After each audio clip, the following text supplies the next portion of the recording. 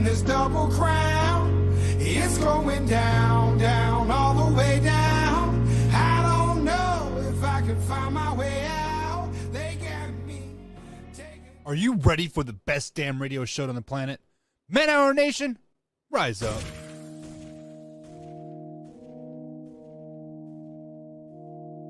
You know on the beat every time, no. I would like to personally welcome you to Man Hour After Dark. Say that thing. Why I bring you the host, Mike, Buck, and Cone. You know who coming to the stage. Sports talk than what you about to hear right here. I second that. Go. You know that it's us when we talking about sports. Giving you facts on the field to the core. Tune in. You know that it's us when we talking about sports. Giving you facts on the field to the core. Tune in. We need the support. 1 hour too short. Then listen some more. On all your stations, not dropping no music. Stripes like Adidas, but Nike just do it. Down 4 in the 4th, we go for the win. Michael 2 seconds, we taking it in. Buck, Mike, and Combs. You know what's going on. Man, now we're After Dark. No LA, we the big spark. No 4th and inches won't cut you short. Got the best talking, it's all sports. Buzzing more than buzzer beaters. We coming live all through your speakers. Go. And what is up, Man Hour Nation? Michael Buckasha here with the Man Hour. Be sure to over to manhourradio.com and check out the merchandise page. We got the Beastie merch. We got the Man Hour new MH, beautiful, slick and clean merch. We got the original Man Hour logo merch. We got the Team Buck merch over there. We got the waffle merch. Man, guys, we got all types of merch happening over there at manhourradio.com. And today, starting today, Man Hour is officially part of Belly Up Sports over there. So, guys, big shout out to Belly Up Sports. Head over to bellyupsports.com. We'll check out all their articles. That's where my man Graham Wallace writes all of his articles over there. Of course, with Jay's journal as well. But Belly Up is where he started, and that's where he continued to push out content. My man Kevo's from over there. Wayne G. All those guys are over there, guys. So check them out. bellyupsports.com. And starting next week, February 1st is the official launch date. Man Hour will be part of Belly Up Sports TV. So be sure to head over to TKTV.com, search Belly Up Sports, and bada bing, bada boom. We are live over there, guys, every Monday through Friday, 8 a.m. to 10 a.m. The only live morning show on that does this kind of thing here, guys. So we have the phone lines open, 812-648-HOUR. That is 812-648-4687. There is so much stuff happening, guys, with Man Hour. So buckle up, enjoy the ride. We are live here every Monday through Friday, 8 a.m. to 10 a.m. East Coast time. And, of course, every Sunday through Thursday, 8 p.m. with my man, Beastie Combs. I'll be back on the night show here probably about, 3 or 4 weeks here. We're going to be a little bit of adjustments, a little bit of changes happening over there. But, guys, buckle up for a grand old ride. TKTV.com is where it is at.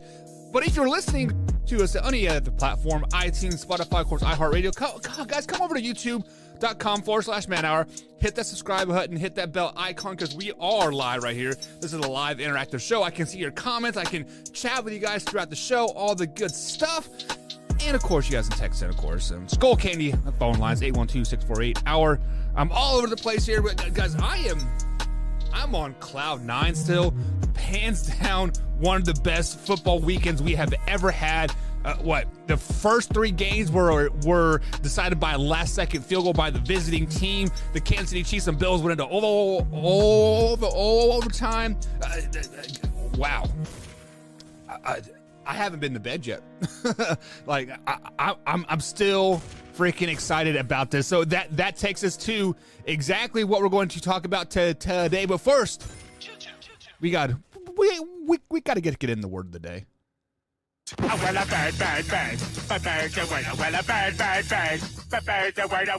today's word of the day, guys, is going to be spoiled. So if you guys do not think we were spoiled by this weekend's NFL slate of games, you are absolutely wrong on that aspect. We were spoiled on every aspect, from Saturday afternoon at 4 o'clock till Sunday night at when the game ended, 10 o'clock p.m. East Coast time. We were spoiled for those 4 games. Hands down, the best 4 games ever all NFL season. Just get it. Don't get twisted, guys. We were spoiled by this 100%. I mean, the Rams, Cincinnati, and 49ers, like I said, all ended on a last-second field goal by the visiting team. Robbie Gould, Mr. Clutch himself, has never missed a playoff field goal or an extra point. Take that into perspective. In the snow, in the -4 degrees out there, nailed it through to send Aaron Rodgers home. Well, never left home, but to get him packing out of the playoffs. The Rams were pretty much dominating the Bucs all game long. Tom Brady and the Bucs defense finally showed up in the fourth quarter. 4 huge turnovers. Turned that game around, had great things happening for them. But the Rams kicker, last second field goal, Matthew Stafford has ice in those veins rolling down the field. Cincinnati gave up 9 sacks in this game. Somehow still pulled out King Henry's massive return. 22 years since the Titans been to the Super Bowl, 22 day or the 22nd month, all those 22s. Guys, we were definitely spoiled. If you do not think we were spoiled, you are wrong. Wrong. It's just, that's just the way it is, guys. Wow. So the word of the day is going to be spoiled. Let me get the thing. Yeah. And wake up, Mikey. There you go.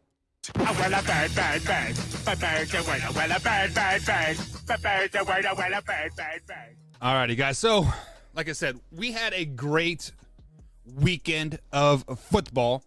We had some big news drop here on the Man Hour. I'm starting a little late today because like I said, I haven't been to bed. And I was trying to collect my thoughts, but we will be live every Monday through Friday right here on youtube.com/Man Hour from 8 a.m. to 10 a.m. Of course, we will be live on tktv.com. So with Belly Up Sports TV channel over there. So head over to tktv.com and search for Belly Up Sports, and bada bing, bada boom, Man Hour will be there, blazing your visual content as I try to up the value of the show. But guys, it is coming, and I am very, very exciting as my computer just finally decided to come on. So I ran some updates last night, and apparently my battery wasn't full enough, so it backtracked the updates and then tried to redo the updates, and then I had a power surge literally 5 minutes before I was getting ready to push play on the old or go live right here on the old channel here. But whatever, it is what it is. What it is. So obviously, guys, the title segment of the show is the Kansas City Chiefs versus the Bills. We talked about it last week about how was Josh Allen versus Patrick Mahomes going to be the next great rivalry in the NFL, and I have to say that I said no, because there are other players out there, other teams out there, Herbert and the Chargers, the Raiders, the Ravens, right? Hell, the Browns. There are the Colts. There are so many other teams in the AFC. But, guys, last night did not disappoint at all. Hands down, the best game that I've seen in a very, very long time. Maybe dating back to the Rams versus Chiefs game, on that Monday night game when they went back-to-back, 56-58 was the final score. This game was simply amazing. It was 12 seconds left in the game. The Bills scored. Me and my wife were sitting on the couch, and I'm like, man, I was pissed. This is over, man. We wasted, we were leading the whole game and let them come back, and oh man, this is crap. 5 seconds later, we're in field goal range. What the hell? Literally 2 plays, 2 middle passes up the field. Bada bing, bada boom. Chiefs are in field goal range. Hell, we had time to spare, so we're sitting there waiting. 6 seconds left, looking at the clock. Timeout with a second left. My man nails it through. We go into OT. Chiefs win the coin toss. Tyreek Hill wide open over the middle. Peace sign. Backflips in the end zone. He didn't backflip, but he should have. Give him the peace sign. Pew, he gone. He get gone, baby. But what it brings me to here is, yes, the game was exciting, right? The game was by far great. But every time a game like this happens, Chiefs versus Patriots, Patrick Mahomes' first time in the AFC Championship a couple years ago. That game goes into overtime. Tom Brady leads his team down, scores, and they ultimately go to the Super Bowl, and they win the Super Bowl, actually. Say anything here. The Bills never touched the ball. So we have to ask the question again, because it always gets proposed when something like this happens, right? Does the overtime rules need to be changed? And we have a man-hour group chat here that we always chat and, you know, do shows and or, you know, get ready for our shows and stuff like that. It's me, Combs, Suit Boss, Tori, Wyatt. We have Wayne G in there too. So we asked the question, does overtime rules need to be changed? And it was a very, consistent, what's the word? Everybody said, yes, the overtime rules need to be changed. And it was just not because of this game. It just wasn't just because we had Bills fans. It's not just because we had Chiefs fans. I even said it myself. The overtime rules need to be changed. So we got to collectively think, it's like, how can we change the overtime rules? And I believe Suit Boss said, hey, let's just do a college one, you know, shootout, yada, yada, yada. And then Combs was like, no, that would never change because, you know, we would toe-to-toe, and then every NFL kicker is ultimately in field goal range. It'll be done. So what we came up with here is just play the full 10-minute quarter out. Play the full 15-minute quarter out. Give them a mini give them a mini halftime, you know, 5 to 10 minutes halftime there. Collect your thoughts, draw up some game plans, bada bing, bada boom. 10-minute quarter, and then let it play out. If it ends in a tie again, go to the next one, right? So yeah, that's exactly how you need to fix the overtime rules. It's because the Buffalo Bills definitely deserved a chance to touch the ball. The Kansas City Chiefs definitely deserved to touch the ball back in 2019 or 2018, whenever the Patriots beat them. And they're overtime. There are so many overtimes that like end on the very first possession. It's just it is not the way the game should be ended, right? Especially like a great back and forth game like we saw versus the Bills versus the Chiefs. It was fantastic. It was just like mind blowing that game ended the way it ended. But guys, we are going to dive a lot more into the Chiefs versus the Buffalo Bills. Got a little spidey web on microphone. Here in hour number 2 of the Man Hour, but we are up against the first break here on the Man Hour, guys. So we'll be right back after these messages.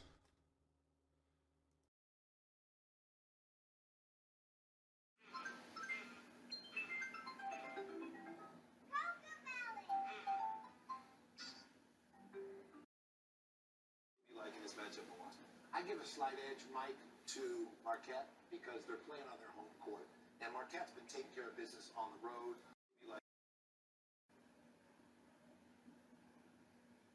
Are you ready for the best damn radio show on the planet? Man Hour Nation, rise up.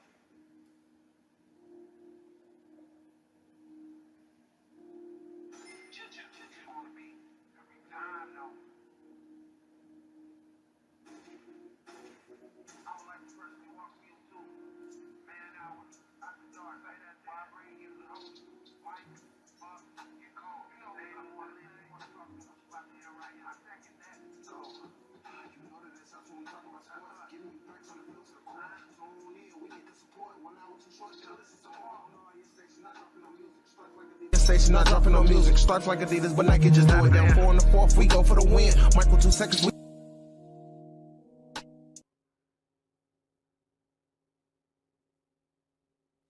You're watching Man Hour. Hit that like button, baby.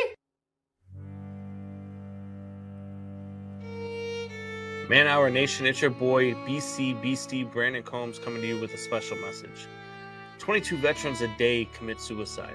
Now, that's 22 too many. And here, and treating PTSD properly. Every dollar spent on our Take 22 merch will be donated to the cause. So Man Hour Nation, rise up and show your support.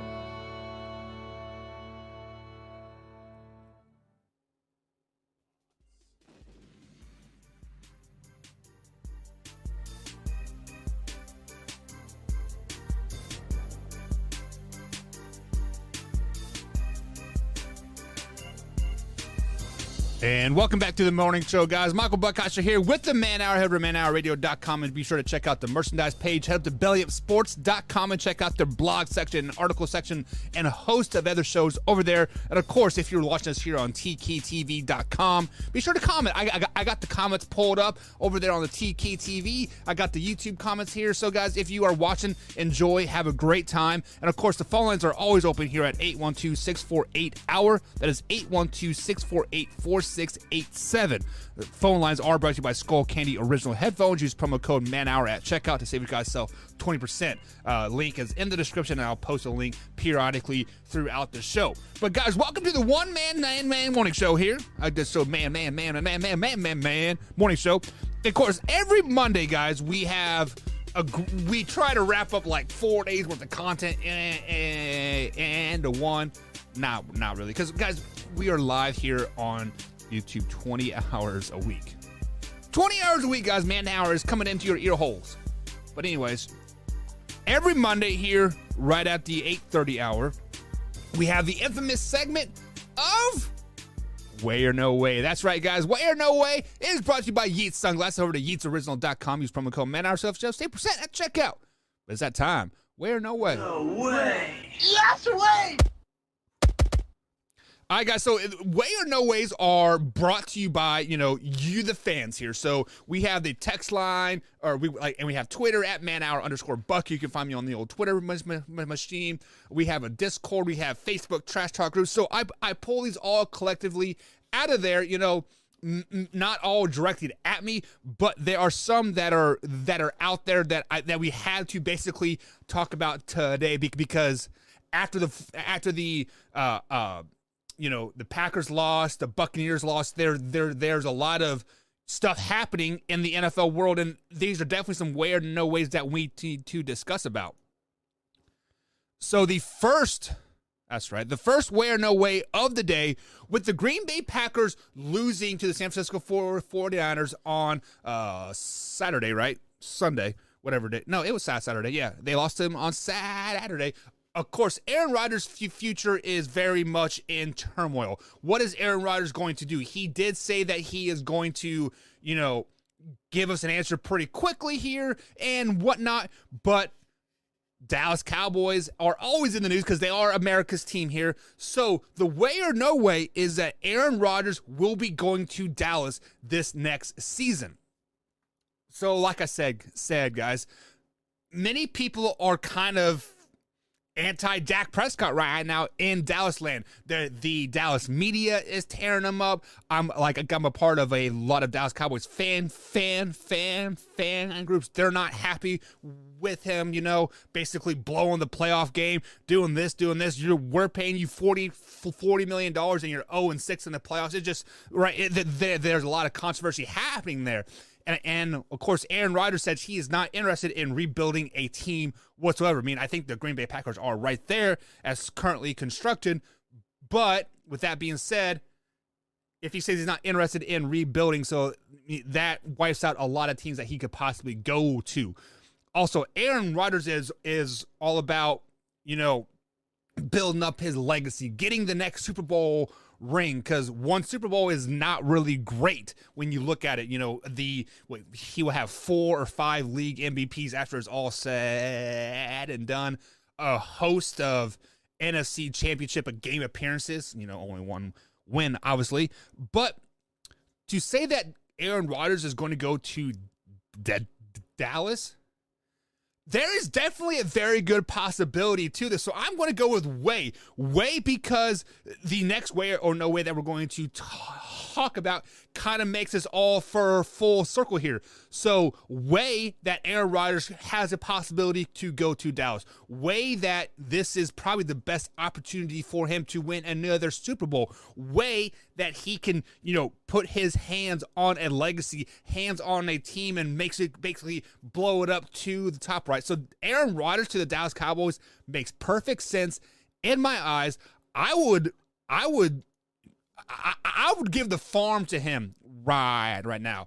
To the Green Bay Packers, give them Dak Prescott. Hell, give them a receiver too, because Devontae Adams is probably going to come down to Dallas too, right? So you can give them Amari Cooper, or, I mean, I wouldn't give them CeeDee Lamb, but you can give them like Amari Cooper and Michael Gallup and Dak, and hell, give them Zeke too. Give them the farm. Bring Aaron Rodgers down. Yes, Aaron Rodgers to Dallas is a very good possibility. So weigh on that. Weigh. No way. Yes, way! And the next way or no way is going to be, centered around the Dallas Cowboys again, because Sean Payton has not told the Saints that he is going to come back for the 2022 season. Now, if you are a conspiracy theorist or whatever, or see the storylines written themselves, right? Sean Payton used to be on the Dallas Cowboys staff. I believe he was the offensive coordinator. And then, he obviously is good friends with Jerry Jones, the owner. And, obviously the Dallas Cowboy fan base is not happy with Mike McCarthy or Dak Prescott or this. Aaron Rodgers is a free agent. And what better way to bring Aaron Rodgers down to Dallas? Bring a coach like Sean Payton down to Dallas, right? Or over to Dallas, or back to Dallas, whatever you want to say it. So Sean Payton has not told the Saints he is or is not coming back for the next season. But Sean Payton to Dallas, way or no way? Guys, this is a way. This is 100% way on this aspect. Just because, first of all, Mike McCarthy is out in Dallas. I know I said it. It wasn't his fault. I'm going to hashtag waffle it back here. Get my bearings collected and bring it all full circle here. Mike McCarthy's out. Dak Prescott is out. Amari Cooper's probably out too, right? There are so many outs there. So Jerry Jones says that he is willing to do anything to win another Super Bowl. Bring Aaron Rodgers in, bring Sean Payton in, bada bing, bada boom, there's your Super Bowl. Right there's your Super Bowl, Mr. Jerry Jones. So Sean Payton to the Dallas, yeah, it's a very, very good possibility, and I'm going to go with way on this one. It is what it is, because I think it is meant to be in the end. No way. Yes, way! Before we get into the next or no way, I got to give a big shout out to Mr. Detroit. Mr. Detroit comes in here and pops off about the Lions every now and then. He says, I want Aaron Rodgers to go to Detroit. Well, there, Dr. Detroit, Mr. MD himself of the Detroit, Michigan area. Aaron Rodgers doesn't want to go to Detroit because Aaron Rodgers says he's not interested in rebuilding, and I'm not a Lions insider by any means. I kind of watch them from afar, watch about 4 games of them a year. Obviously, Luke G is the man for all Detroit sports there, or Detroit Lions sports, I should say, for sure. But yeah, Aaron Rodgers isn't going to Detroit. Aaron Rodgers is going to Dallas. Aaron Rodgers is going to become a Dallas Cowboy. He's going to put the star on the side of his head. Sean Payton's going to put the star on his chest. Bada bing, bada boom. It's there, baby. LOL. Nobody wants to go to Detroit. Come on. There are people that want to go to Detroit. Mr. Trubisky wants to go to Detroit so he can go play the Chicago Bears twice a year and smack that ass, right? Nick Foles wants to go to Detroit because he wants to play football still. Gardner Minshew would be great in Detroit because everybody loves Gardner Minshew and everybody hates Detroit for some reason. So wouldn't that like balance it out somehow, some way? I don't like Gardner Minshew myself, but whatever. Moving on to the next one. No way. Yes, way! And the next way or no way is gonna be right around the Denver Broncos and the AFC West here. So the Denver Broncos have narrowed down their head coaching searching candidate to 3, and Dan Quinn made the short list. So the way or no way is Dan Quinn will be the best fit in Detroit. Dan Quinn will lead the Denver Broncos to the promised land. No way. I even got to think about this one. No way. Dan Quinn, he did great in Seattle as a defensive coordinator. He did great in Dallas as a defensive coordinator. What has he failed as a head coach in Atlanta? So there are just some people that are just not made to be head coaches.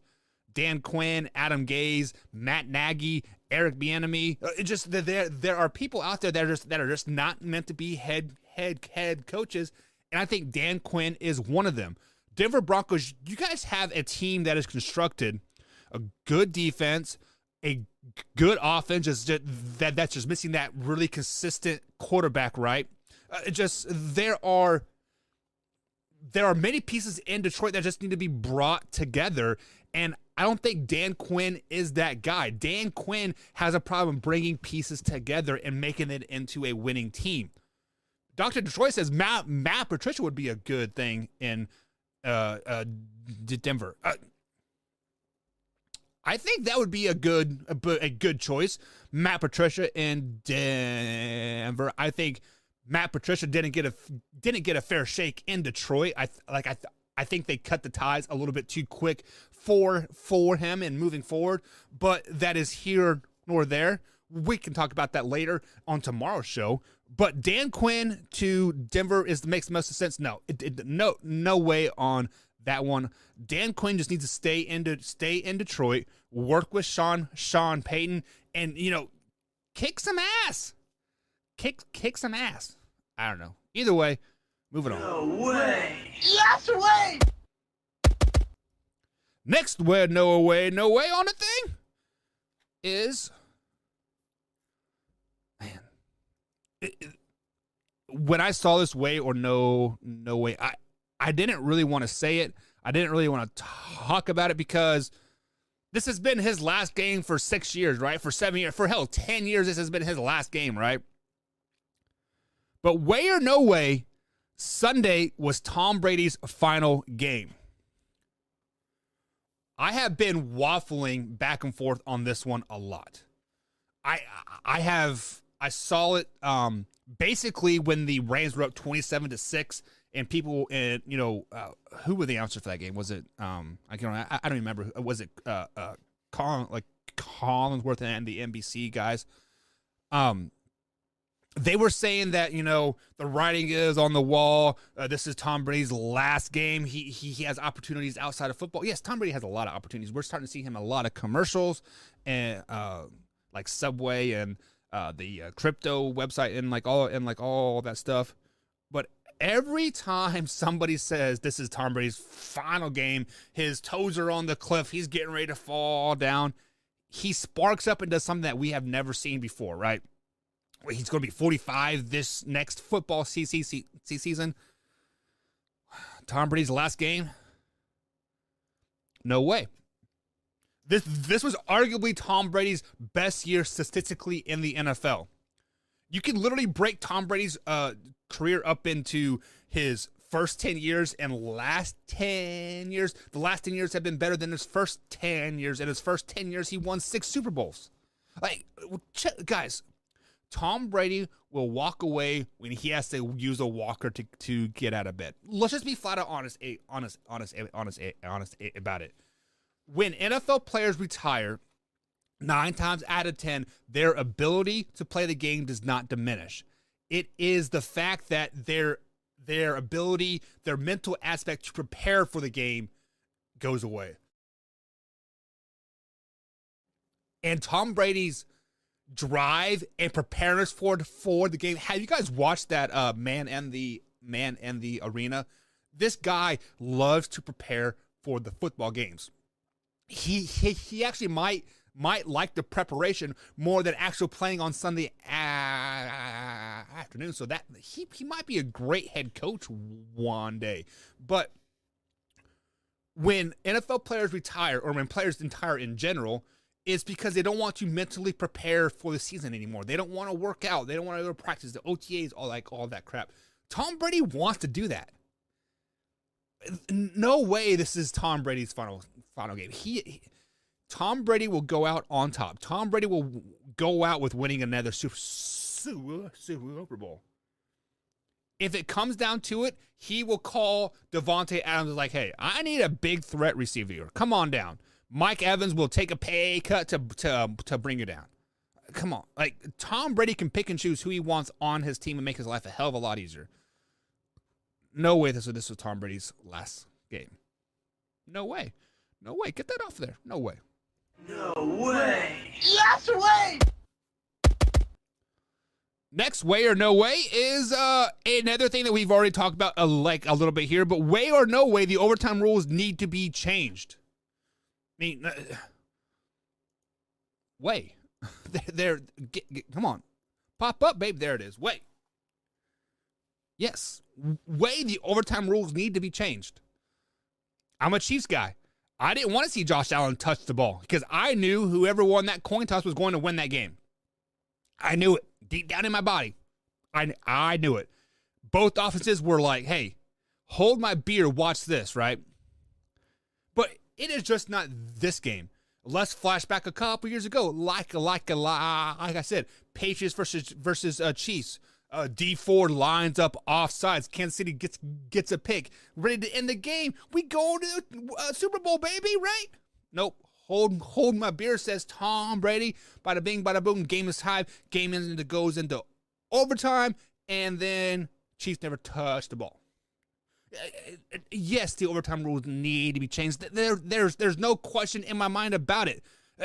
If you don't think the overtime rules need to be changed, you are not watching the same football game that we are all watching. It's simple as that. You are not watching the same football game that we are all watching. Did we want that Bills-Chiefs game to end? No, we did not. We wanted to see 106 to 107 score. That's what we wanted to see. They could still be playing right now, and I would still be holding my Mountain Dew saying, go Chiefs. That the last, 5 minutes of that game, my heart was flatlined, and then 150 beats per second, and then, or beats per minute. I mean, per second, my heart beat exploding. But then flatline, I'm like, man, this sucks. 13 seconds. What? So, I mean, yes. The overtime rules are what they are. We know what they are. At least in the playoffs, they can't end in a tie. So I do like that. But each team should have an opportunity to touch the ball, whether you score a touchdown or not. I don't want to shoot out like college. I want to play a full quarter, play it out, full 10 minutes. Hell, just give each team a possession and whatever happens, right? So there you go. Just a possession each. If the Chiefs score a touchdown and get a PAT, and then the Bills get a touchdown and miss the PAT, game's over, right? At least they have a chance to rebuttal. That's all we ask for. So, way the overtime rules should be changed. Do I know the magic formula? No. Like I said earlier, we've all talked about it, and we all think they should just play a full quarter out. But then, like, what if you hit a tie? And again, you could ultimately be playing, 2 full games in one game and player safety and all. I get it. There is no magic answer. But the magic answer is right now is at least there is no tie in playoffs. I do like that. You got that going for you, NFL. But yes, overtime rules need to be changed. Do I have the answer? No. If you guys have the answer, let me know in the comments over here at youtube.com/manhour. Let me know. Let me know what you think the overtime rules should be. No way. Yes way! And with that being said, guys, that takes us up to the next break here on the Man Hour. If you're watching us on TKTV.com, on the Belly Up Sports channel here, be sure to, comment. You can comment right there on the right-hand side of the screen if you're watching on the computer. I haven't downloaded the app yet, so I don't know how the app looks. I'll do it today, but we are officially, the official announcement date will be February 1st, as you guys know, if you've been following here on Man Hour. But, guys, we do got some great sports talk coming up here. We got Rams versus Bucks, got the 49ers versus Packers. Of course, we still got to talk about Bengals Titans still. Well, that was a heck of a game, wasn't it? Got to dive deeper into Chiefs Bills. There is so much to talk about, guys, here on the Man Hour. Hour number 2 is coming up. So if you guys are curious at all, jump on board. YouTube.com/Man Hour. You can also find us on iTunes, Spotify, and of course, Good Pods. Download the Good Pods app and give us some rankings. We'll be right back here, guys, on the Man Hour. If I'm home from work and relaxing, I watch Man Hour while doing dishes. In bed, hiding from the wife and kids. what do you do when your husband and kid are obsessed with the Man Hour? You watch it with them.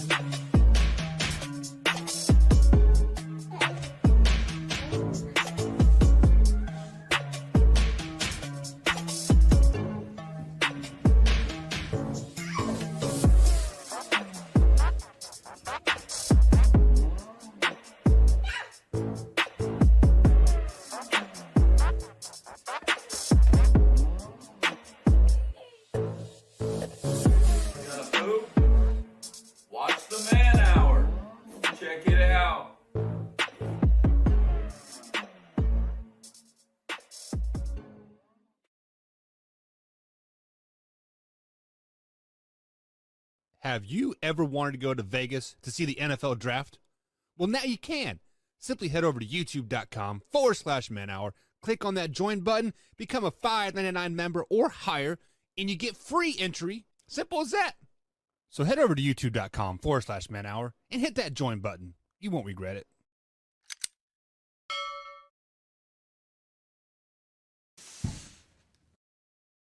You're watching Man Hour. Hit that like button, baby. Man Hour Nation, it's your boy BC Beastie Brandon Combs coming to you with a special message. 22 veterans a day commit suicide. Now, that's 22 too many. And here at the Man Hour, we want to bring awareness to this. Our brothers and sisters deserve our support and our help with the Take 22 merch. It's a small opportunity to show our appreciation and support to our veterans and take a small step to ending veteran suicide and treating PTSD properly. Every dollar spent on our Take 22 merch will be donated to the cause. So Man Hour Nation, rise up and show your support.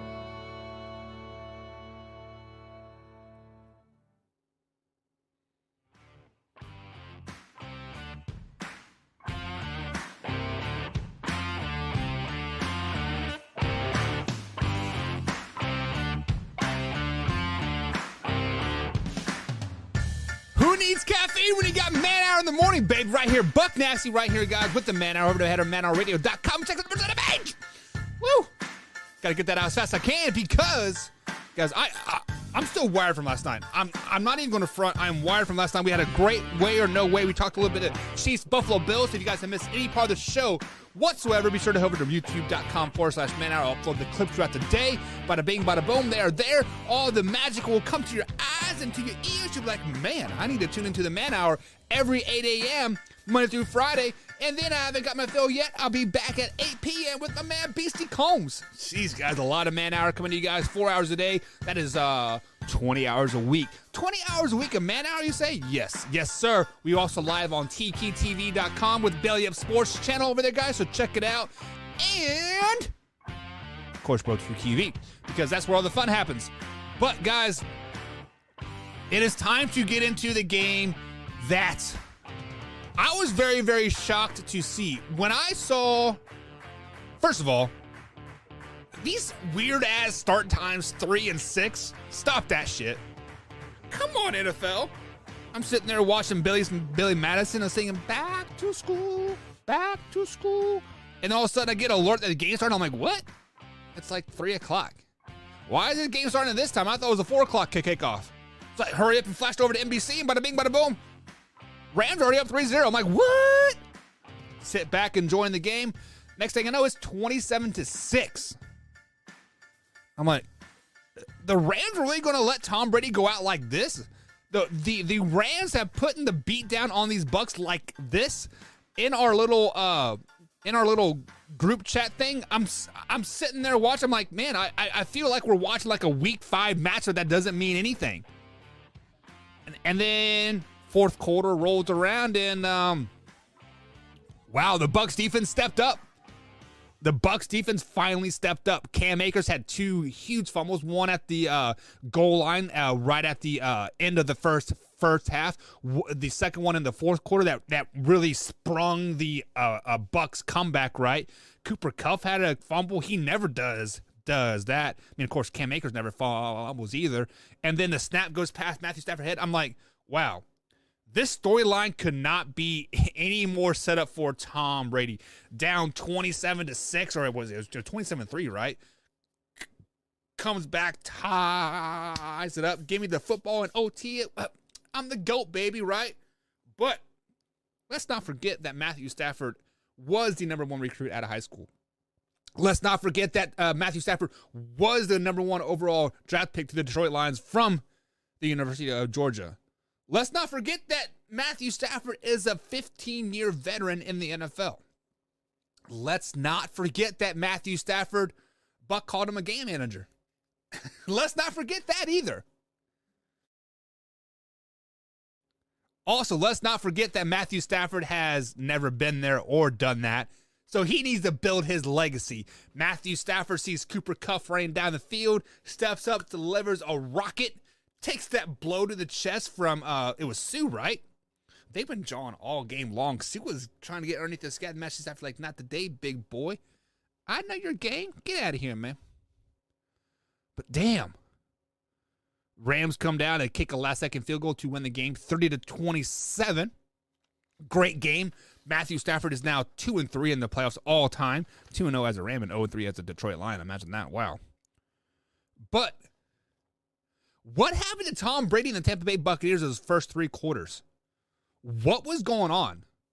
The Rams were literally trying to gift wrap him that game since the end of the first quarter, or since the first half.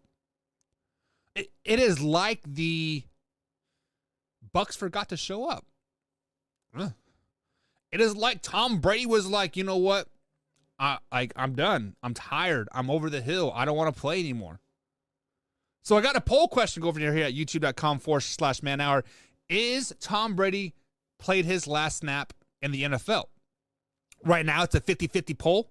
So you still have time to vote before I close it. I talked about it in way and no way. I said no way. But then I flash back to the game. I look at Tom Brady's demeanor throughout the whole game. He just never had that, right?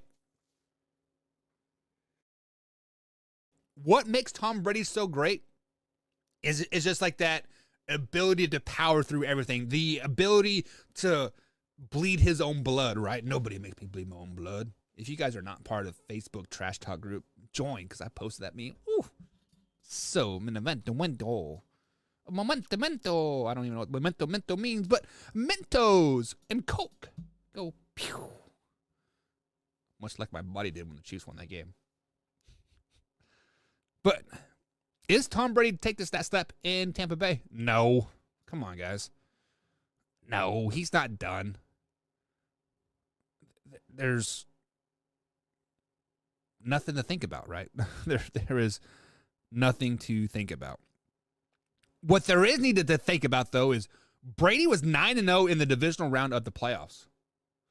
Take that into perspective. Tom Brady has never lost a divisional round NFL playoff game. Wow. His first loss ever in a divisional round. Now, Mr. Matthew Stafford himself, Georgia alum, from the Detroit Lions to LA this season. Matthew Stafford said he was stealing souls that last drive of the game. He was ready to steal some souls and snatch everybody that got in his way. I sat here on Man Hour last week on the AM show. I said that how are the Rams going to win this game is, Matthew Stafford needs to become a game manager that he is. Matthew Stafford's not going to win you a lot of games, and Matthew Stafford put those words, shoved them down my throat, pulled them back out because they were getting ready to give away that game, and then shoved them back down and down again. I'm like, I'm no game manager, baby. I'm no game manager. So the question that I'm going to ask myself and propose to you guys here in the chat, is Matthew Stafford no longer a game manager? Can the Rams win on the back of Matthew Stafford? Answer to that question for me is no. They still need to manage the game. Matthew Stafford is still a game manager. Yes, he won them one game. After about gave it away, right? After they about gave the game away, he come back and won the game. Drew says Matthew Stafford is a stud. How is he a stud? Because he won you one game? Pump the brakes there, Rams fans, Lions fans, Stafford fans, whoever you are. Pump the brakes. He won you one game. And that was because Cooper Kupp is a man among men this season, much like Michael Thomas was a couple years ago. But that's here nor there. We'll see if his ego takes over a little bit. But yeah, that is the only way the Rams are going to beat the 49ers. Manage the game. Keep that offense off the field. Do what the Chiefs did to the Bills. 9-minute drives repetitively over and over and over and over again. Man, I'm excited for championship weekend. But over here at youtube.com/manhour, my man Drew says the only weapon Brady had was Fournette. Otherwise, he had nothing but second and third stringers due to injury. Still had Mike Evans, right? Still had Scotty Miller. There's the number 3 receiver on the field. Still had their offensive line, their defense. Hell, this is the defense that they started the season with. So all the defense that they had were all starters out there. So, with that being said, to say that Tom Brady had nothing but second and third stringers, hell, he made a career out of that in New England, Drew. Tom Brady literally made a career. He made Wes Welker a wide receiver coach for the San Francisco 49ers and possibly a Hall of Famer because of what he did with him. Wes Welker anywhere else would have been a 2-year cut. How about the other small white guy that he had? Not Wes Welker, but the other white guy that he had, the other white receiver. What is his name? I can't even think of his name right now. So, Tom Brady has literally made a career of elevating the game of second and third receivers. Number 18 for the Bucs, Johnson. I don't know his first name. Johnson, right? How many drops did he have? He was a starting receiver all season long. He just shit hit the bed in the end. Weapons, Buck. Weapons. Defense isn't a quarterback's weapons. How is defense not a quarterback weapon?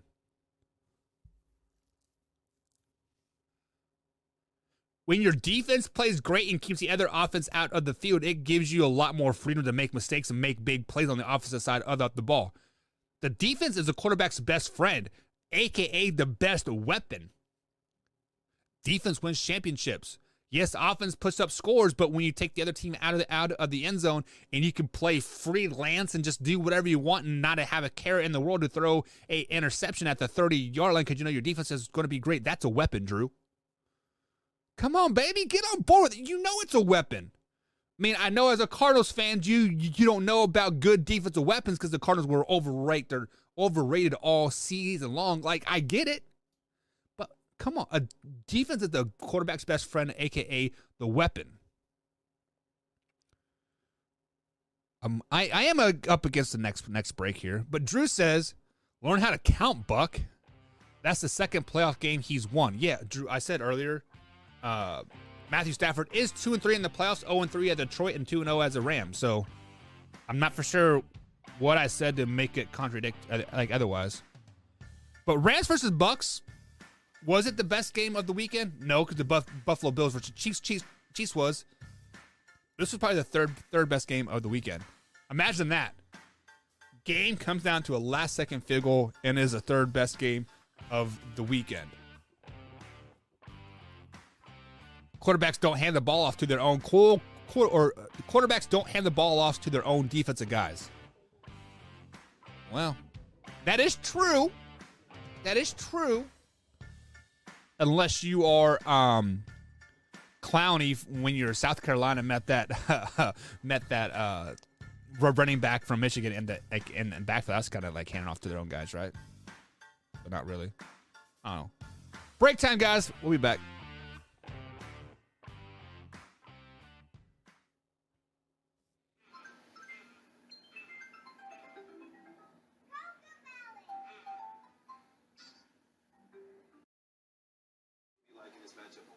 I give a slight edge, Mike, to Marquette because they're playing on their home court. And Marquette's been taking care of business on the road.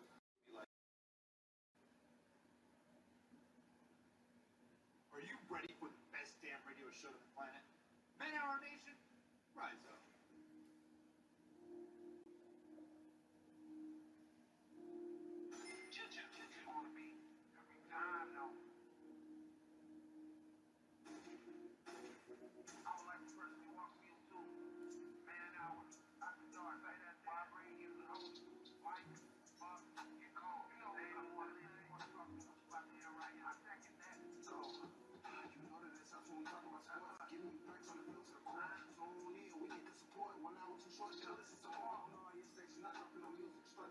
conversation, not dropping no music. Starts like Adidas, but Nike just do it. Down 4 in the 4th, we go for the win. Michael 2 seconds, we taking it in. Buck, Mike, and Combs, you know what's going on. Man, now we're out the dark, no LA, we the big spark. No 4th and inches won't cut short. Got the best talking, it's all sports. Buzzing more than buzz beaters. We coming live, all 3 speaks go.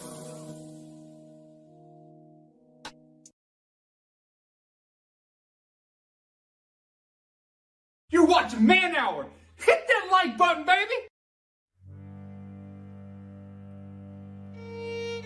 Man Hour Nation, it's your boy BC Beastie Brandon Combs coming to you with a special message. 22 veterans a day commit suicide. Now, that's 22 too many. And here at the Man Hour, we want to bring awareness to this. Our brothers and sisters deserve our support and our help. With the Take 22 merch, it's a small opportunity to show our appreciation and support to our veterans and take a small step to ending veteran suicide and treating PTSD properly. Every dollar spent on our Take 22 merch will be donated to the cause. So Man Hour Nation, rise up and show your support.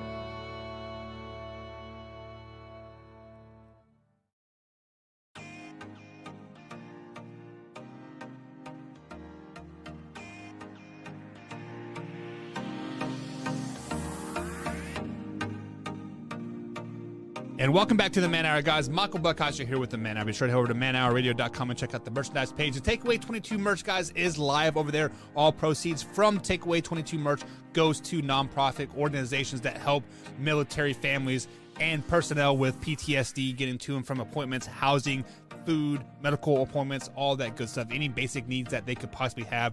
We raised over $250 for them in the month of December. January, guys, we are on track to double that, guys. So be sure to check out the Takeaway 22 merch, guys. Just, every little bit helps, because 22 suicides a day is 22 way too many for any buddy. So yeah, let's help raise awareness, guys. Check it out. It is nice, clean hoodie. You got t-shirts, of course, got long sleeves tees over there. Very reasonable price, guys, and all proceeds go to nonprofit organizations. So before we get into start hour number 2, guys, here on the Man Hour, of course, we're going to dive deeper into the Bills-Chiefs game here, because I didn't get a chance too much to talk to it. Hour number 1, I do got to address some of the comments out of that here that are rolling in. Drew says, you said he won one game. So I believe he is referring to the Matthew Stafford thing, saying that I said that he won one game, meaning that Matthew Stafford has won the Rams one game. Not that he is just 1-0 in the playoffs. He is 2-0 in the playoffs. But did he win that first game in the playoffs versus the Rams? Or for the Rams? No, he did not. Meaning the Rams played an all-around great game, and he did not lead a last-second drive to win the game. So when I say he won them one game, he did win them the Buccaneers game. That is what I was referring to. Like, he led them to one huge win, one big drive to seal the game at the end for the Rams. So Rule the Jungle, shout out to Rule the Jungle, guys. You guys are playing my Kansas City Chiefs in the AFC Championship game next time. This is your first AFC Championship game since like 88 or something like that, 89. So big shout out to you guys there. I know the feeling. It is great to be, in this AFC Championship game. This is our 4th year, so hopefully we can see you guys many more. But he says, who day. That's all. KC sucks. Oh, okay, sure. I mean, every opposing team sucks in the end, right? So that's why the Ravens suck. That's why the Bills suck. No, guys, I definitely give it out to Bills Mafia and my man Alpha Rob out there. Like, you guys played one hell of a game, and I would love to see that game over and over again. And then Drew says, something you were right about was Hardman was an X factor in this game. Yeah, I mean, McCall Hardman at one point has to step up and do something, right? We spent a first round pick on him, and he had just been happy being like fifth fiddle on the team. Hell, Byron Pringle, a free agent draft pick, was doing better than he was, most of his career. So even a wrong clock is right twice today. So yeah, it is what it is. Drew says, Rule the Jungle. That was his second playoff game in a row that he has won. Yes, Drew, we know. Calm down, Rams fan. 16th team to add to the regulars. Yep. Yeah, that's 16 teams now, Drew. Good job, man. No, I'm not totally kidding. But like you said, a W is a W. You are right. Just win, baby, win, as the famous Al Davis says. Just win, baby, win. That's all you got to do. Win, baby, win. All right, guys. Hour number 2 of the Man Hour.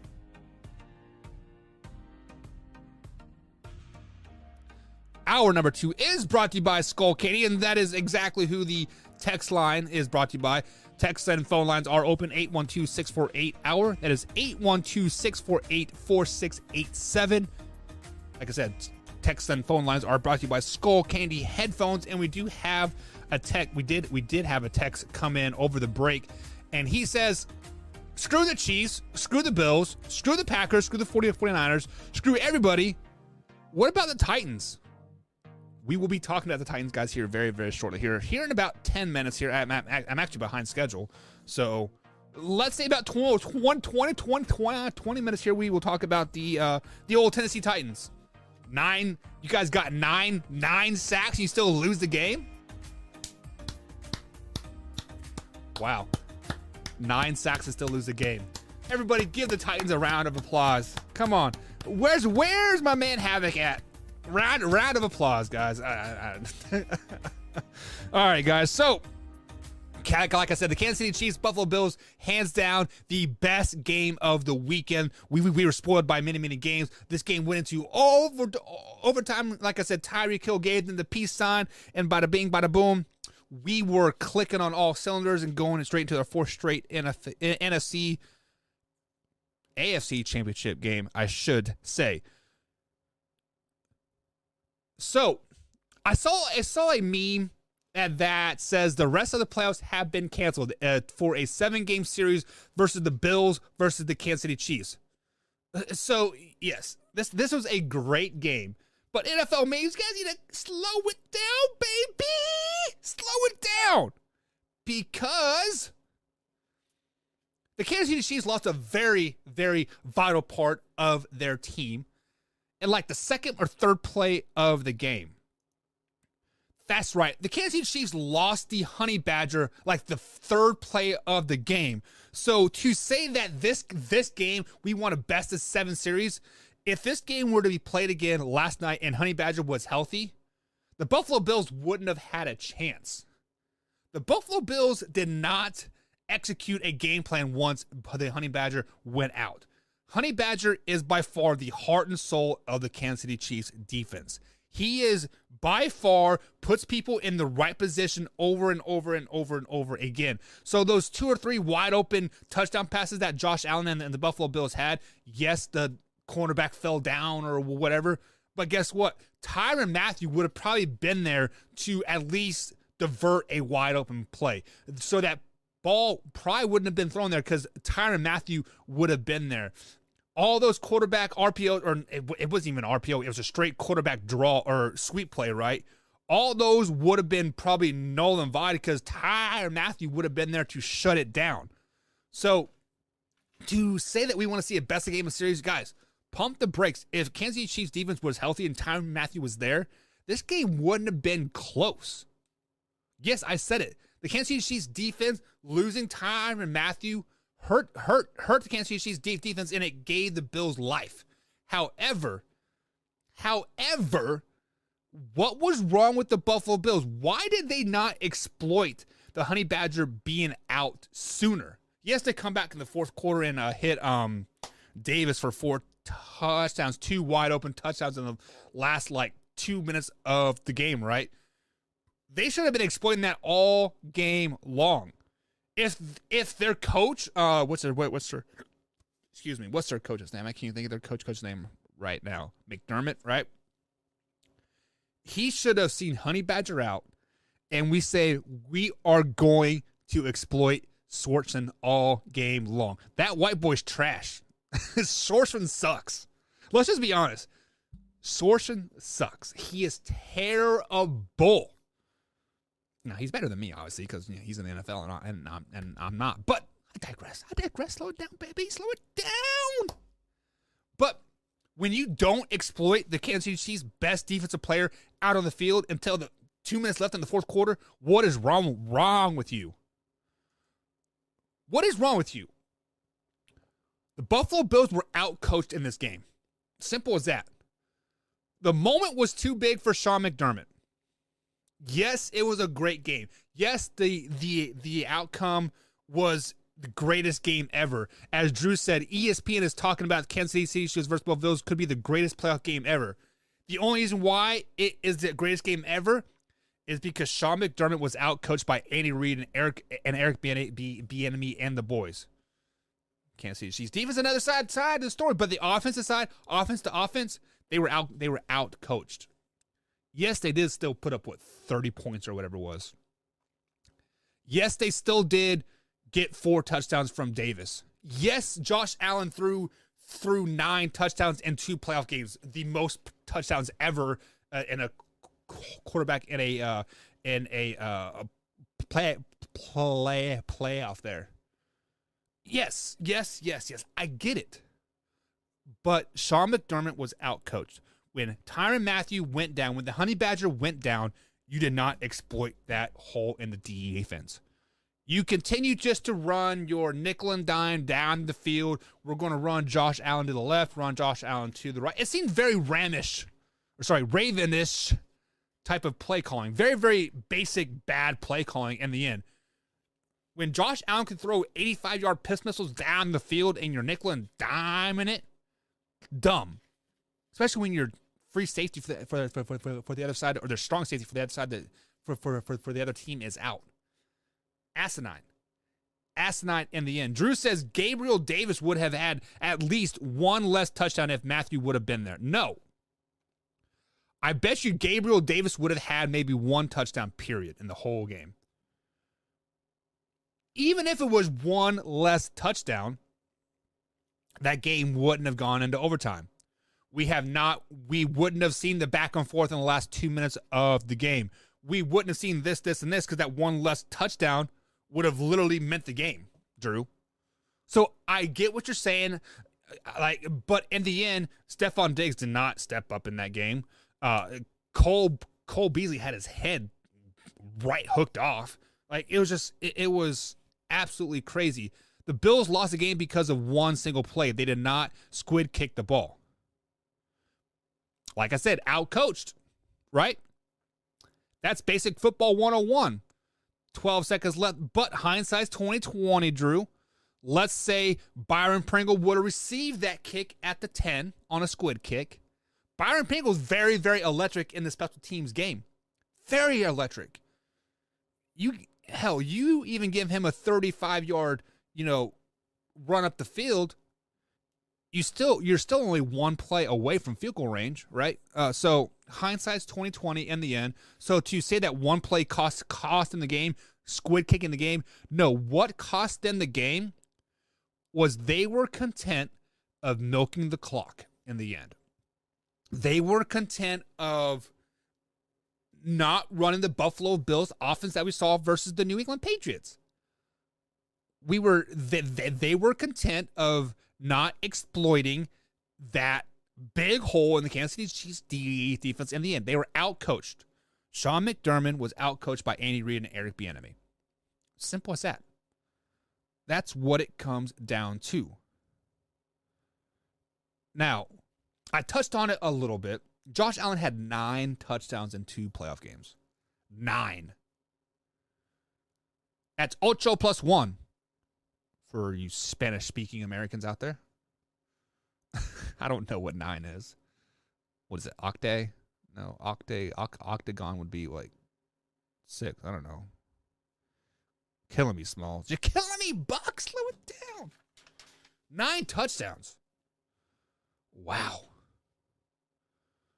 That is the most ever by any quarterback in the playoffs. More than Tom Brady, more than Patrick Mahomes, more than Aaron Rodgers, more than Joe Montana, Steve Young, John Elway. The list goes on and on and on. Nueves 9. Thanks, Drew. I guess out there in Omaha, Nebraska, you guys speak Spanish very, very well. Very fluently. Not in Kansas. But 9 touchdowns. Sheesh. Just to think that he had a better coach than Sean McDermott. Oh, man. Oh, man. Moving on, guys. Moving on. 49ers versus Packers. This game may have been the worst game of the weekend. To say that a last-second field goal by Robbie Gould, which has never missed a field goal or a PAT in postseason play, is the worst game of the weekend says a lot. Says a lot of what this NFL weekend was all about. Back to the word of the day, spoiled. We were spoiled. A last-second field goal to knock Aaron Rodgers and the Green Bay Packers out of the playoffs is the worst game of the weekend. Says a lot. But man, Jimmy G's first start underneath 32 degrees. A win. Congratulations. He was like, what, -4 at some point in that game? Snow globe, snow flying around. Like, what better way to win a... There are 3 things I've always wanted to do as a football player. One of them was to win a championship. Never won a championship. 2 was to play into the month of February. That never happened. 3 was to play in a snow game. That never happened either. Now, I played in like sleet and mud and freezing rain, and that shit sucks. But never no nice fluffy snow, you know. That never happened. So Jimmy G got to do all 3, right? He will be playing in the month of February. He will be, or he did play in a snow game. And, you know, he's obviously in the NFL. So first game underneath 32 degrees is kind of crazy to me as a starter. Yes, he was a backup in many of those cold weather games in New England with Tom Brady and whatnot, but he never started that game. That's kind of crazy to me. Drew says Packers choked as usual. Did the Packers choke, though, Drew? Or does the 49ers team, style of football, brand of football, just travel very, very well? So let me say that one more time here. Drew says the Packers choked as usual. But I'm saying, did they choke, or is the 49ers brand of defense, brand of offense, brand of football just that good? Just travels that well. Great playoff. Like I said last week, this brand of football that the San Francisco 49ers play, good defense, great defense, run the ball, milk the clock, don't make mistakes. That brand of football will beat any NFL team on every Sunday, night in and night out. You can have a mediocre quarterback like Jimmy G that throws interceptions in the red zone, on the goal line actually, and then makes a crazy good pass and then throws another interception or over. Jimmy G's so up and down, but yet the 49ers are still right there.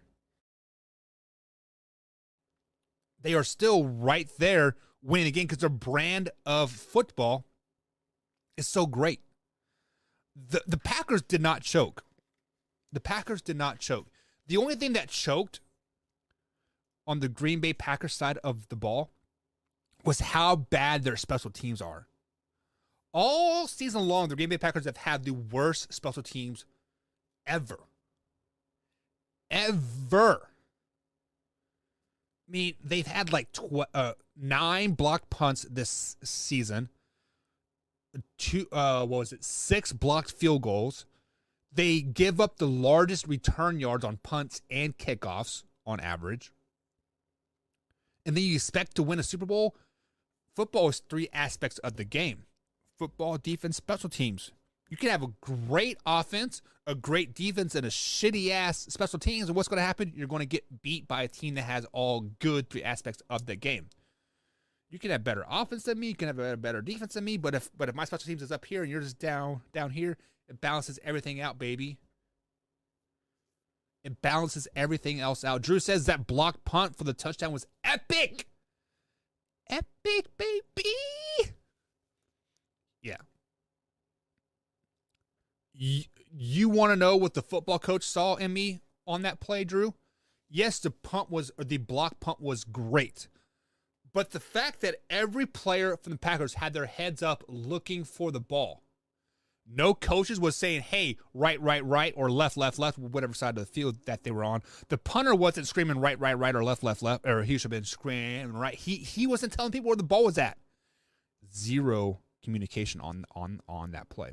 Zero. None at all whatsoever. No communications. Those three black guys, or not black guys, but those three guys that were I don't even know what you call them anymore. The three guys in front of the punter, the safety punter guys, right? First of all, they let the block go. They let the guys run through them. Strike one. Strike two, how did you know the punt was blocked? You should have been already running down your lanes anyway, so there's strike number two. Strike number three is the punter didn't tell them where the ball was at. Every time the punter kicks a ball, he needs to be telling the players where the ball goes. Left, right, middle. Like, come on. Basic 101, basic grade school elementary crap there. And the Packers dropped the ball on that over and over again. So I have a note here to talk about here is, why is Aaron Rodgers so great in the regular season but sucks in the playoffs? Maybe because Aaron Rodgers isn't as good as we think he is. Maybe because that the Green Bay Packers have an easy schedule during the regular season. I don't know, spoiler alert, maybe, right? Maybe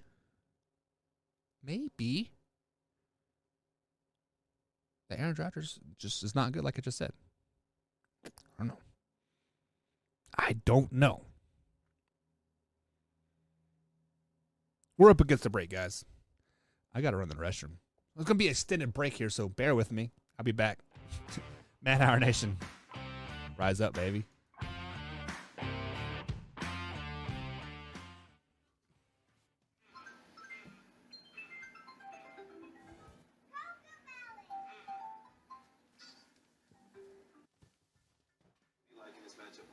I give a slight edge, Mike, to Marquette because they're playing on their home court.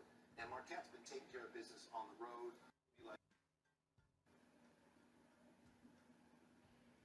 Are you ready for the best damn radio show on the planet? Man Hour Nation, rise up.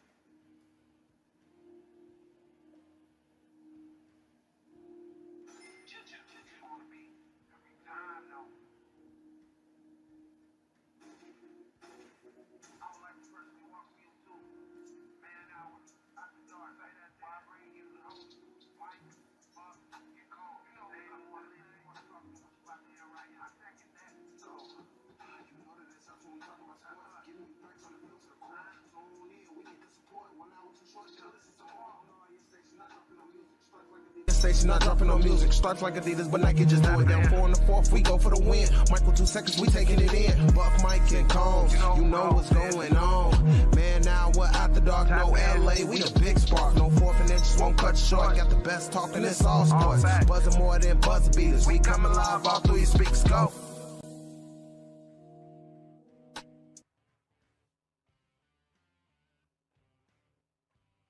You're watching Man Hour. Hit that like button, baby!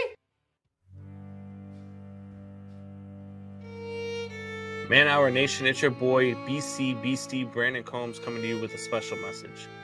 22 veterans a day commit suicide. Now, that's 22 too many. And here at the Man Hour, we want to bring awareness to this. Our brothers and sisters deserve our support and our help. With the Take 22 merch, it's a small opportunity to show our appreciation and support to our veterans and take a small step to ending veteran suicide and treating PTSD properly. Every dollar spent on our Take 22 merch will be donated to the cause. So Man Hour Nation, rise up and show your support.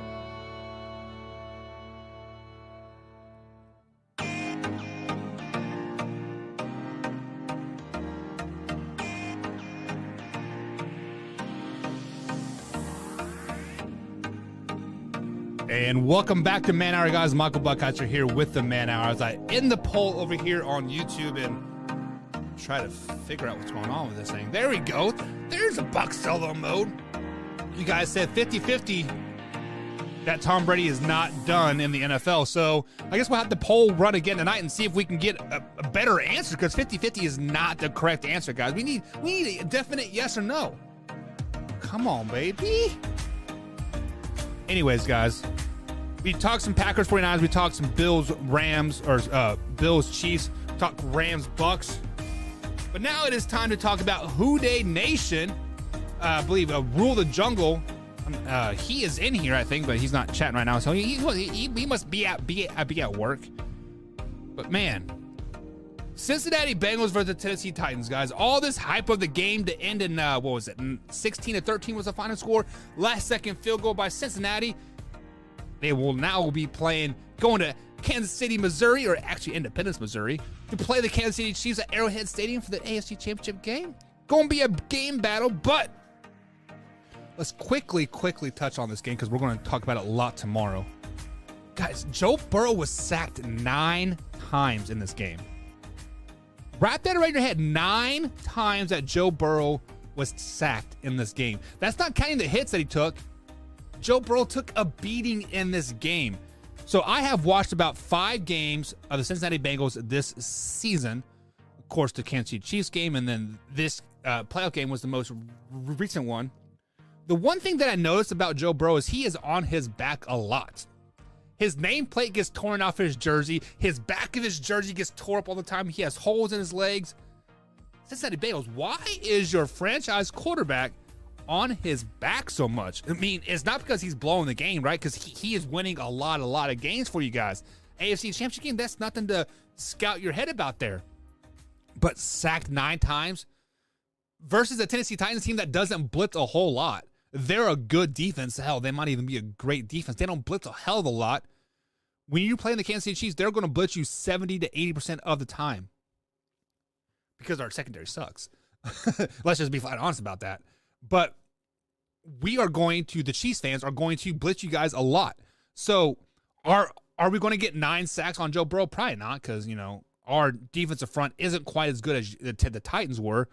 But is Cincinnati in trouble with Joe Burrow taking this many hits? We saw it his rookie season, week 10 or week 11, when all those hits that he was taking his first season ultimately blew his knee apart, right? Drew says Burrow is a tough son of a bitch. He is. But even the toughest of guys break down in the end. Let's look at the Houston Texans quarterback, not Deshaun Watson, not Mills. David Carr. You guys remember David Carr? No, because he was only there for like 4 or 5 seasons. I believe he was a first overall pick. He had so much upside potential, but he was getting like 30 to 40 sacks a season. He was taking a beat down. He was a tough son of a gun too. Very, very tough. Even the toughest of players can only take so many sacks in a season. Look at Big Ben. His first, not year or year 2, but year 4 to about 8 or 9, he was about taking 20 to 30 sacks as well. His body started to break down. Somehow the offensive line got better. Obviously, he's a big body guy and can take those shots. Joe Burrow is not a big body guy. Yes, he is a tough son of a gun. Yes, he is. I will agree with that 100%. I will concur with that 100%, as I forgot to push send on that. My bad. But 9 sacks in one playoff game, that's tough. Let's say Cincinnati somehow beats the Kansas City Chiefs. There's a very good possibility that they can. They've already done it this season, right? I get it.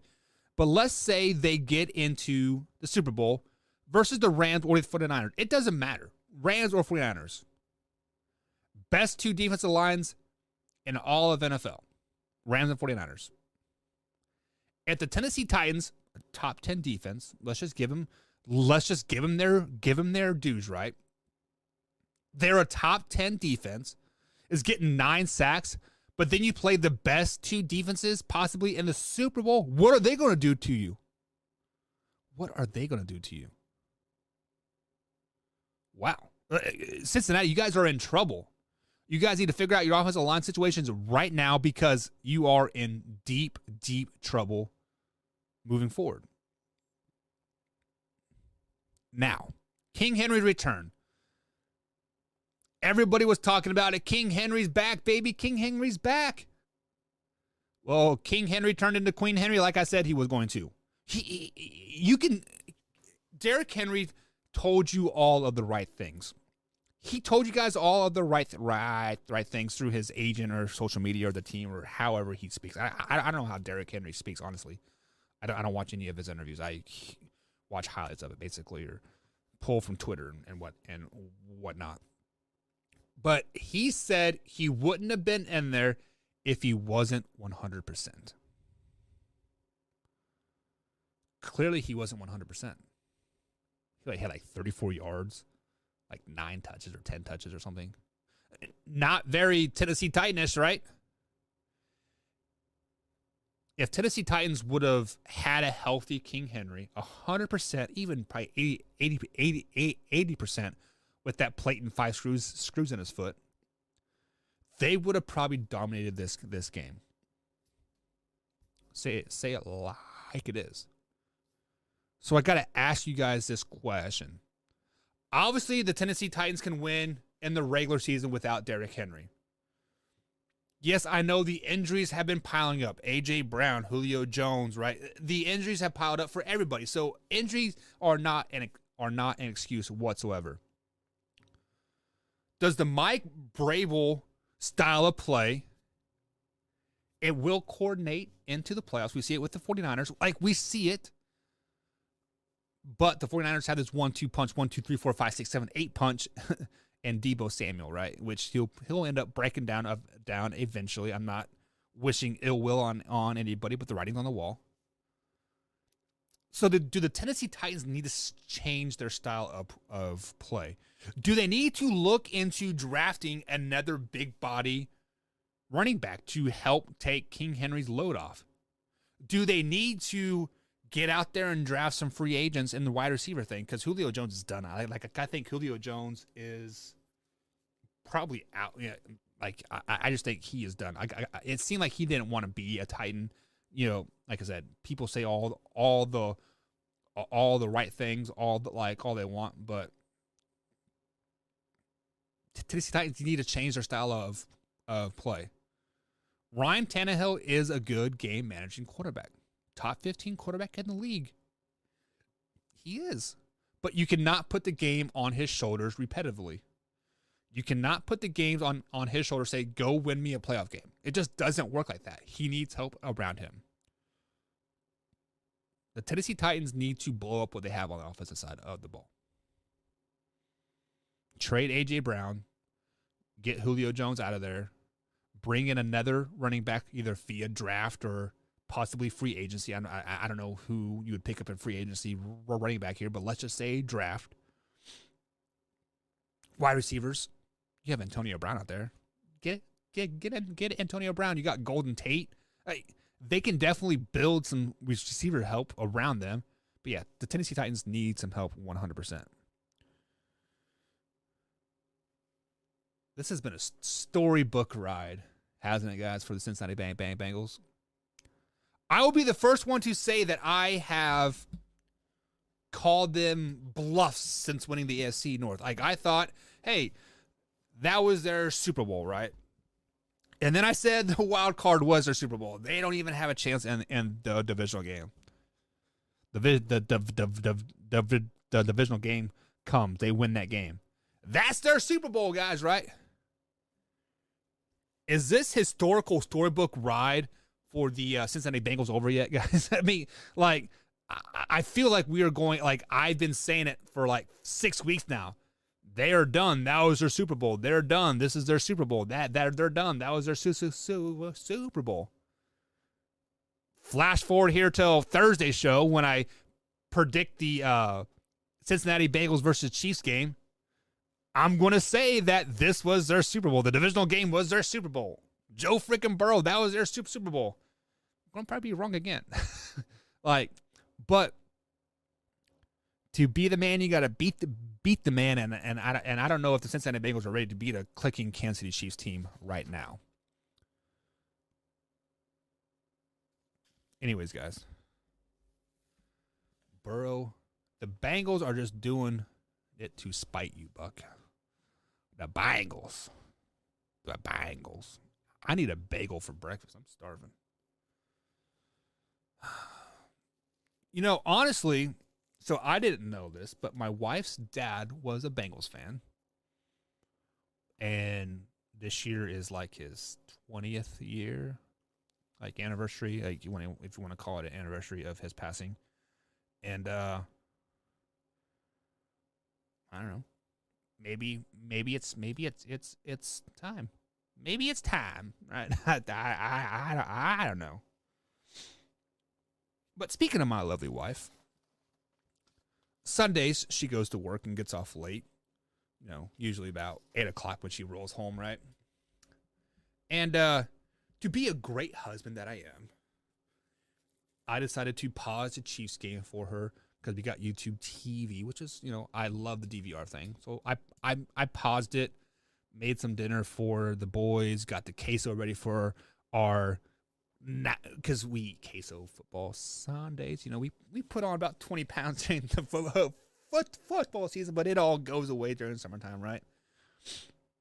But I caught myself, you know, watching the game, fast forwarding through the commercials, and we got to about halftime, and my wife looks over at me and is like, "Honey, I need a break." I'm like, what are you talking about? It's like, this emotional roller coaster, I need a break. I'm like, you know what? You are 100% right. This was the first time that I've watched the NFL game in like, I don't know, like an hour and a half span, right? We finally got caught up to the game when the overtime started, and so then we were watching it live. And honestly, guys, that was the best way to watch football ever. So pause it for like, I don't know, 30, 40 minutes. Wait till you get to like mid-second quarter. Then push play. You can literally watch the whole game and then catch up to it at the end. And you won't know the final score because it'll be live for you. Spoiler alert. I freaking love it. I think that's how I'm going to watch baseball games this year too. So I have Major League Baseball TV where I get like all the World's games, right, and I can watch them and condense in like 10 minutes for them. Which 10 minutes isn't quite enough to get the full aspect of the game. So what if I pause the game to about the, I don't know, fifth quarter or in the fifth inning, right? And then play the game fast through the commercials, and then push play again and fast through the commercials. I wonder what that magic ending number is, because I could definitely watch a Major League Baseball game in like an hour. That would be fantastic. Drew says, I've been saying it all year long, or I've been saying it for weeks. Zach Taylor is the coach of the year. You are absolutely spot on with that, Drew. You are correct on that. Zach Taylor is a great coach. I'm not even going to front. He definitely has turned the Bengals around. I think faster than anybody has ever expected it. Right? You know, have we ever thought about the Bengals being a Super Bowl threat? I mean, I guess next year will be the real, like, how good of a coach he actually is, because we saw that last year with the Browns. They blew up, and now where are they at now? You can blame it on injuries all you want. But you still have to. It's the next man up mentality in the end. So, man, Marcus, thank you for the like, brother. I miss you. I hope you are doing great things down there in Texas, man. Drew, as always, thank you for joining in, guys. We're up against a break here. Got about 10 minutes left here on the Man Hour, so I'm going to go to break. I got to pay those bills, guys. Pick up the Man Hour merch, manhourradio.com. Check it out. We'll be right back, guys. Here on the Man Hour. Once I'm home from work and relaxing, I watch Man Hour while doing dishes. In bed, hiding from the wife and kids. what do you do when your husband and kid are obsessed with the Man Hour? You watch it with them.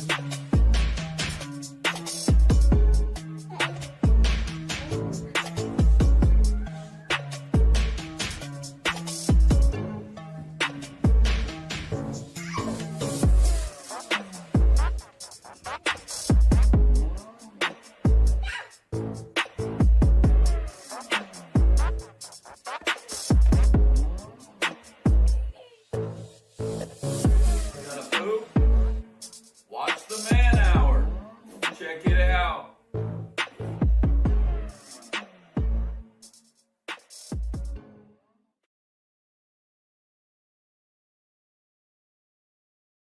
Have you ever wanted to go to Vegas to see the NFL draft? Well, now you can. Simply head over to youtube.com/manhour, click on that join button, become a $5.99 member or higher, and you get free entry. Simple as that. So head over to youtube.com/manhour and hit that join button. You won't regret it.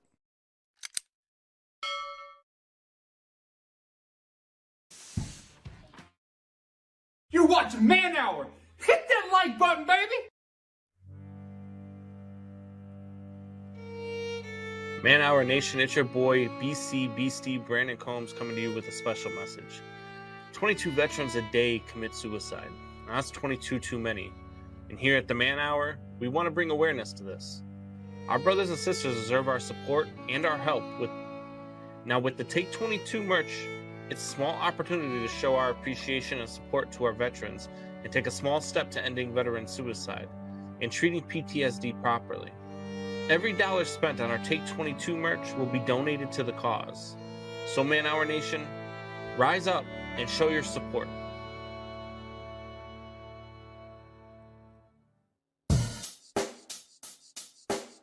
Check the mic and make sure it sound right, boys.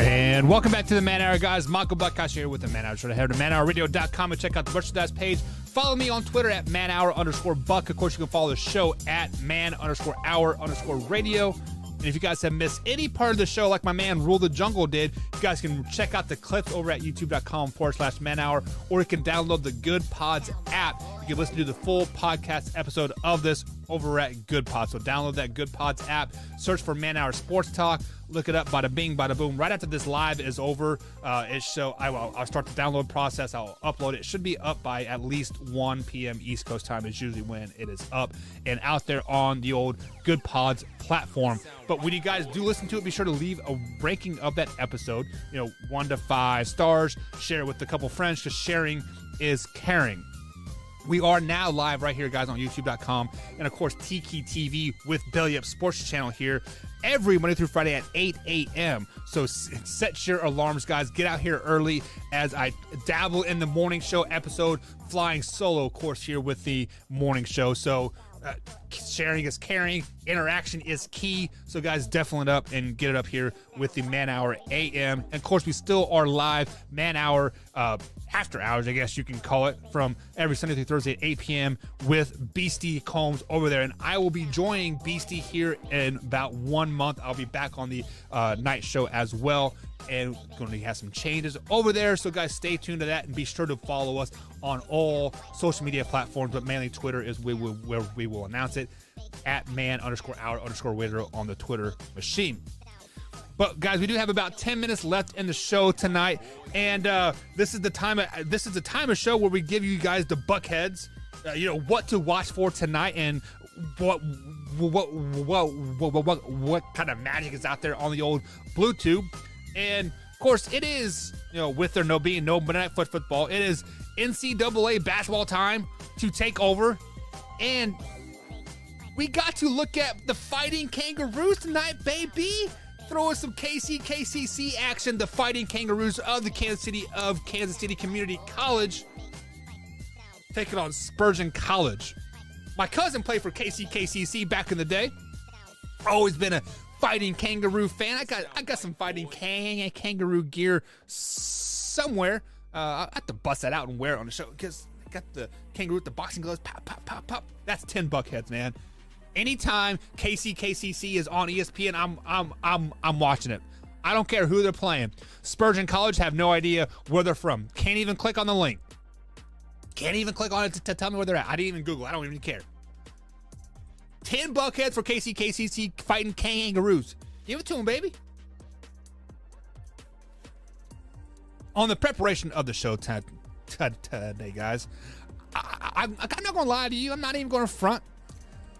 I didn't have a lot of time to really prep for this TV segment, but it is Big Monday. You had the Kansas Jayhawks taking on Texas Tech Red Raiders.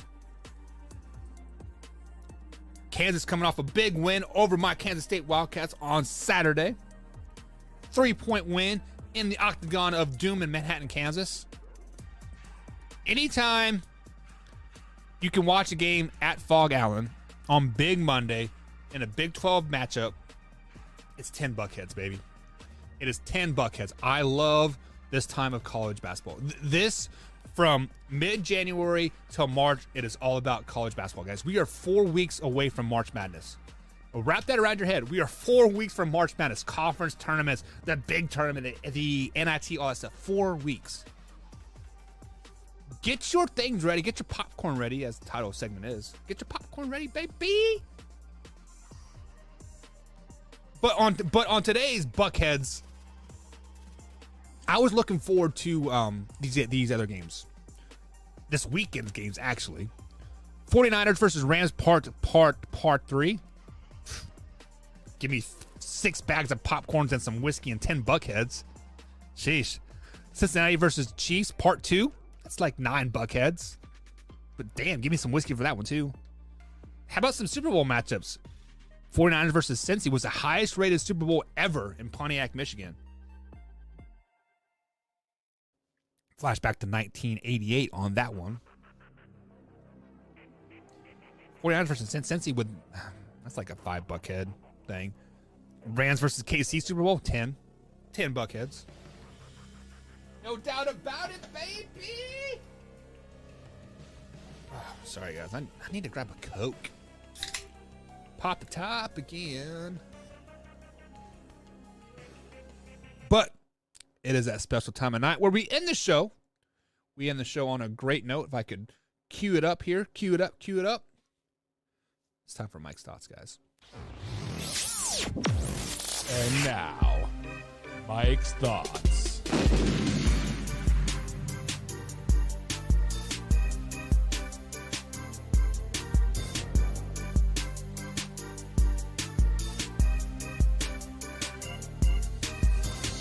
And to end the show today, guys, today is obviously with Mike's Thoughts. We end every show, well, damn near every show with Mike's Thoughts. And the thoughts from this weekend was we were definitely spoiled of the NFL. There was no question about that. We were spoiled from start to finish, from the epic Titans versus Bengals game to the epic Bills versus Chiefs game. But I want to go back to that Chiefs-Bills games here a little bit. And the white hat of that game, I don't know his name by any means, but he's an old head. He has been in the NFL reffing game for a very, very long time. And there was many camera shots of him helping up Patrick Mahomes and talking to him like, it's okay, bud, I got you next time, and like all that stuff, right? So when an average viewer sees that, a referee helping up a player up, patting him on his back, saying, it's okay, I got you next time. How is that not showing favoritism to one said NFL team? How is that not showing favoritism, to the team? And then let's say the very next play, there's a questionable personal foul call, like hands in the helmet, and he misses him, right? And Tom Brady a couple years ago in the Super Bowl. How does that not show favoritism at all? So my thoughts are, yes, I understand this referee is just like saying, hey, I seen the call, you were good, you were clean, it was late, whatever, and we'll get you next time, right? I owe you one. But like, I'm sure talking like that happens all the time. As a coach in high school, like those referees tell me like all the time, hey, I missed it, my bad, I got you next time. Not things that I really want to hear, but it is what it is. It happens, right? But this shows favoritism towards the Kansas City Chiefs. Yes, I know later in the game we saw him helping up Josh Allen too, right? Like, I get it. Like, but I think somebody was in his ear saying, "Hey, don't do that to Tim Mahomes. You do it to the Bills too." So, NFL referees, I understand we're all humans and we all, get awestruck or whatever, right? And want to help people up and talk to them and have a good time. But as a referee, you cannot do that. I'm calling it as I see it. And I saw favoritism for the Kansas City Chiefs in that game when I saw the referee repetitively helping up Patrick Mahomes play after play after play. Not doing it to Josh Allen. Now, I did see it like one time, maybe twice, but it seemed like every time Patrick Mahomes was on his back, that referee was up there helping him up. Like, just don't do that, NFL refs. It gives out a bad sign, a bad vibe, and moving forward, let's just not let it happen. Guys, that's going to be it for the Man Hour. You can tune in tonight at 8 p.m. East Coast time right here on youtube.com/Man Hour, as my man Beastie will actually no, Beastie will not be on tonight. There is no Man Hour tonight, guys. Beastie has a volleyball game to attend. So that will be Nick. So we'll see you guys tomorrow right here on Man Hour, youtube.com/Man Hour, 8 a.m. East Coast time. Set those alarms. We'll be there. The only live interactive morning show at that time. Of course, you can call in at 812-648-HOUR, 812-648-4687. Mike's thoughts. That should be pretty simple, Drew. Come on, man. You better than that, baby. Have a good day, guys. We out.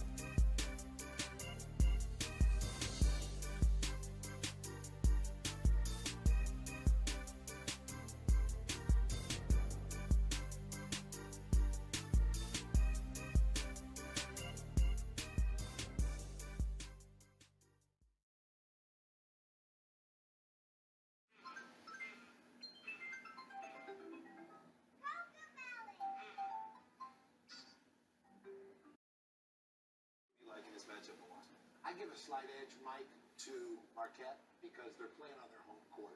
And Marquette's been taking care of business on the road.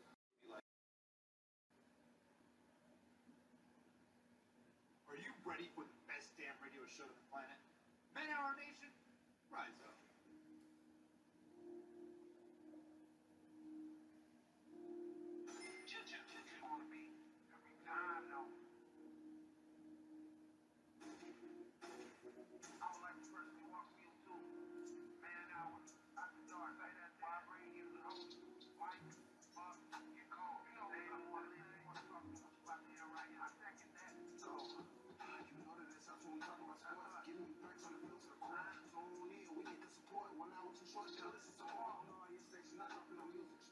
Station not dropping no music. Stripes like Adidas, but Nike just do it. Down 4 in the 4th, we go for the win. Michael 2 seconds, we taking it in. Buck, Mike, and Combs, you know what's going on. Man, now we're out the dark, no LA, we a big spark. No 4th and inches won't cut short. Got the best talking, it's all sports. Buzzing more than buzzer beaters. We coming live all through your speakers. Go.